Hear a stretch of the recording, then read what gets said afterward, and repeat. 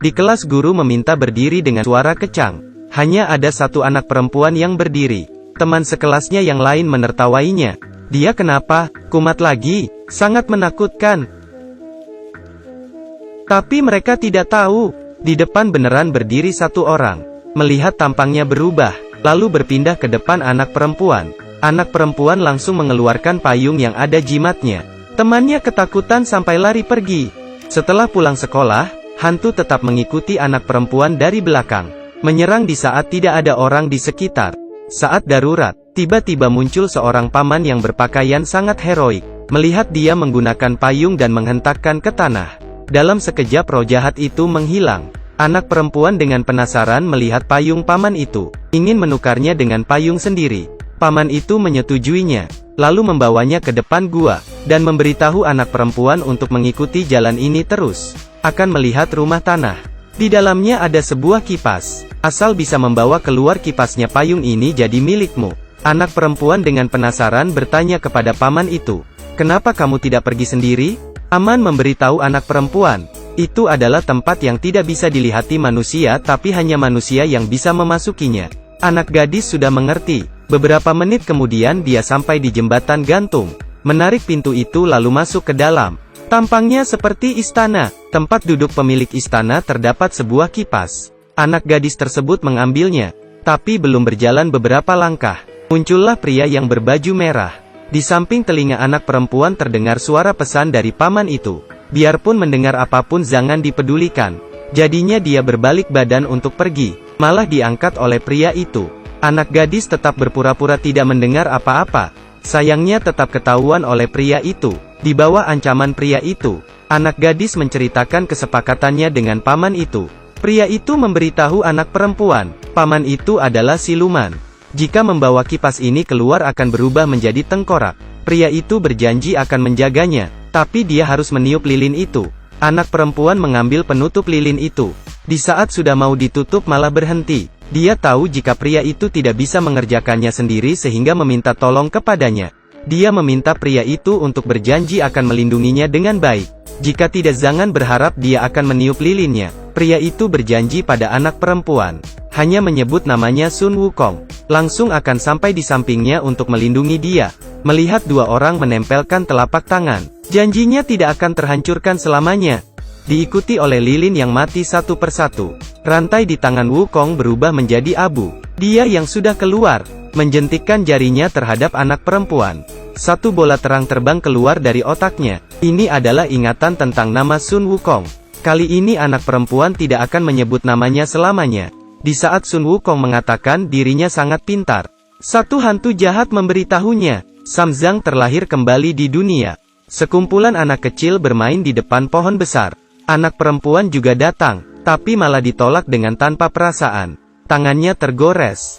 Darahnya yang kuat mengundang hantu jahat yang ada di pohon. Dia membohongi anak perempuan untuk main bersamanya. Pada saat bersamaan, neneknya yang sudah meninggal datang menarik kembali anak perempuan. Dan mengingatkan anak perempuan, lain kali jangan membiarkan lukanya terkekspos. Inilah kekuatan Sam Zhang. Darah yang begitu kuat bisa mengundang semua hantu yang tak terhitung jumlahnya yang menginginkannya. Tapi ini bukanlah hal yang buruk, karena hidupnya bakal ada orang yang melindunginya. Kekuatan orang itu sangat kuat, bisa mengusir hantu untuknya. Hari itu, anak perempuan berpikir sudah mendapatkannya. Rupanya adalah seorang pembohong. 25 tahun berlalu, pemeran utama perempuan sudah menjadi direktur perusahaan real estate. Hari ini dia diundang pelanggan untuk membicarakan jual beli. Malah menemukan Disney ada hantu yang bersembunyi. Langsung meminta bawahannya untuk membawa pelanggannya pergi duluan. Tiba-tiba dari lemari muncul sebuah tangan hitam. Sunmi melihatnya berkata dia seperti mau memisau aku. Pemeran utama perempuan langsung membuka payungnya. Dia mengetahui ini adalah hantu kelaparan. Saat masih hidup demi ikut lomba menjadi idol dan diet dengan gila. Jadinya meninggal saat muda. Pemeran utama perempuan mengeluarkan semua snack yang dia punya kepada dia. Bawahannya yang mengintip dari luar dan seluruh badannya merinding. Di saat yang sama, Sun Wukong sedang mengendarai mobil mewahnya, menuju jalan untuk mengusir hantu. Di 25 tahun ini, dia demi bisa kembali ke surga, selalu tertarik di dunia pengusiran setan. Hari ini yang mau dimusnahkan adalah hantu boneka. Hantu seperti ini biasanya batin utamanya terletak di salah satu barang di rumah. Melihat Sun Wukong menghancurkan satu persatu, hantu boneka ketakutan, bersedia menggunakan info yang sangat rahasia untuk mengganti balik nyawanya. Dia memberitahu Sun Wukong, Sam Zhang terlahir kembali lagi di dunia, dan memamerkan dirinya sendiri di badannya, meninggalkan bekas darah yang mirip seperti ini. Saat ngomong sambil mengontrol batin utamanya yang di belakang untuk menyerang, Wukong memukul dengan sekali pukulan. Tapi masalah Sam Zhang membuatnya tidak bisa melepasnya. Hari ini dewa yang bertugas atas kinerja dan memberitahu Wukong, masuk ke surga belum pasti. Wukong mengamuk. Dia teringat Sam Zhang. Hanya memakannya membuat tidak ada lagi yang bisa mengurusinya. Malam harinya, pemeran utama perempuan yang sudah pulang rumah berencana untuk mandi lalu tidur. Satu hantu boneka diam-diam di samping melihatnya. Pemeran utama perempuan merasa ada yang aneh, langsung mengambil payung. Tiba-tiba foto yang di meja terbang. Tangan pemeran utama perempuan tergores. Darah yang tak terhitung bercucuran. Hantu di sekitar semua datang seperti sudah gila. Di saat yang bersamaan Wukong datang, dia mati pun tidak kepikiran. Yang memiliki darah Sam Zhang adalah perempuan ini. Jika Sam Zhang adalah perempuan, Wukong harus bagaimana? Memakannya? Ini terlihat tidak nyata, karena berkat janji 25 tahun yang lalu, membuat Wukong tidak berbuat apa-apa untuk mengancamnya. Akhirnya dia memberi sebuah saran. Dalam setengah bulan dia akan melindungi pemeran utama perempuan tanpa syarat. Asal nanti pemeran utama perempuan bersedia dimakan olehnya. Pemeran utama perempuan tentu saja tidak mau.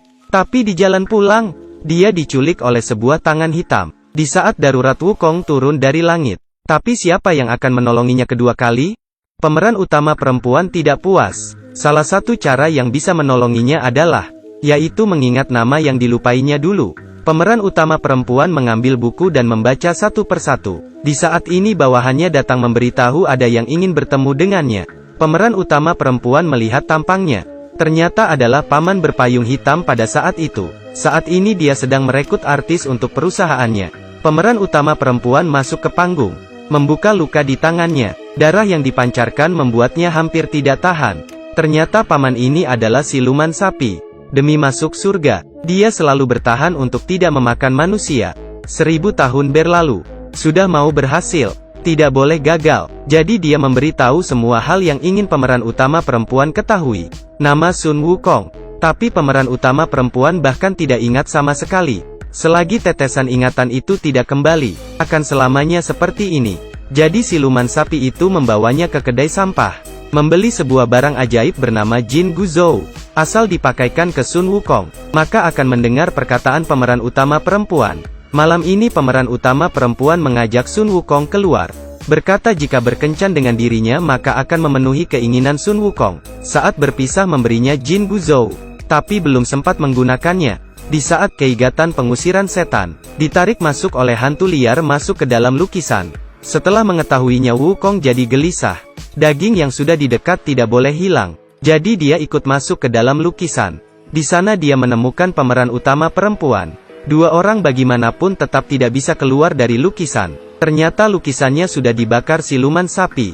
Dia tidak senang melihat Sun Wukong bukan hanya beberapa hari saja. Membantu pemeran utama perempuan mengambil Jin Guzhou juga untuk mengontrol Sun Wukong. Situasi mendesak. Wukong memanggil kembali tetesan ingatan. Dia menggunakan semua tenaganya untuk mengeluarkan pemeran utama perempuan itu dari lukisan. Dengan begitu jika pemeran utama perempuan dalam bahaya dan memanggil nama Sun Wukong, dia juga akan keluar. Tapi dia sepertinya menganggap kedudukannya di hati pemeran utama perempuan terlalu tinggi. Pemeran utama perempuan sama sekali tidak bermaksud mau menolongnya. Sampai di saat bertemu dengan bawahan Wukong, dia baru tahu semuanya. Ternyata Wukong sudah mengetahui kegunaan Jin Guzhou, tapi tetap memakainya. Dia hanya mencari alasan untuk melindunginya. Pemeran utama perempuan yang sudah mengerti semua ini, dia menggunakan pisau menyayat tangannya sendiri.